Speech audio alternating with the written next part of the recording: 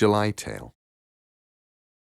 The day that my wife walked out on me, saying she needed to be alone and to have some time to think things over, on the 1st of July, when the sun beat down on the lake in the center of the town, when the corn in the meadows that surrounded my house was knee-high, when the first few rockets and firecrackers were let off by over-enthusiastic children to startle us and to speckle the summer sky, I built an igloo out of books in my backyard.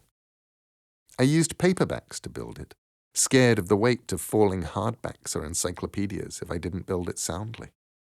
But it held. It was 12 feet high and had a tunnel through which I could crawl to enter to keep out the bitter Arctic winds. I took more books into the igloo I had made out of books, and I read in there. I marveled at how warm and comfortable I was inside. As I read the books, I would put them down, making a floor out of them. And then I got more books, and I sat on them, eliminating the last of the green July grass from my world. My friends came by the next day. They crawled on their hands and knees into my igloo. They told me I was acting crazy. I told them that the only thing that stood between me and the winter's cold was my father's collection of 1950s paperbacks, many of them with racy titles and lurid covers and disappointingly staid stories. My friends left. I sat in my igloo, imagining the Arctic night outside, wondering whether the northern lights would be filling the sky above me. I looked out, but saw only a night filled with pinprick stars.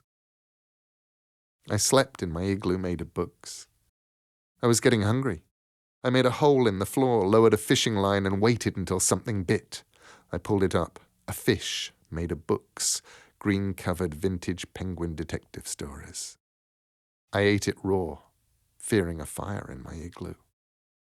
When I went outside, I observed that someone had covered the whole world with books, pale-covered books, all shades of white and blue and purple. I wandered the ice floes of books. I saw someone who looked like my wife out there on the ice. She was making a glacier of autobiographies. "I thought you left me," I said to her. "I thought you left me alone." She said nothing, and I realized that she was only a shadow of a shadow. It was July, when the sun never sets in the Arctic, but I was getting tired, and I started back towards the igloo. I saw the shadows of the bears before I saw the bears themselves. Huge they were and pale, made of the pages of fierce books. Poems, ancient and modern, prowled the ice floes in bear shape, filled with words that could wound with their beauty. I could see the paper and the words winding across them, and I was frightened that the bears could see me. I crept back to my igloo, avoiding the bears. I may have slept in the darkness. And then I crawled out, and I lay on my back on the ice and stared up at the unexpected colors of the shimmering northern lights, and listened to the cracks and snaps of the distant ice as an iceberg of fairy tales carved from a glacier of books on mythology. I do not know when I became aware that there was someone else lying on the ground near to me. I could hear her breathing. "They're very beautiful, aren't they?" she said. "It is Aurora Borealis, the northern lights," I told her. "It's the town's 4th of July fireworks, baby," said my wife. She held my hand, and we watched the fireworks together. When the last of the fireworks had vanished in a cloud of golden stars, she said, "I came home."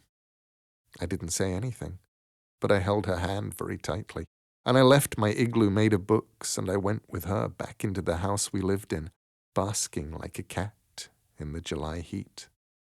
I heard distant thunder, and in the night, while we slept, it began to rain, tumbling my igloo of books, washing away the words from the world.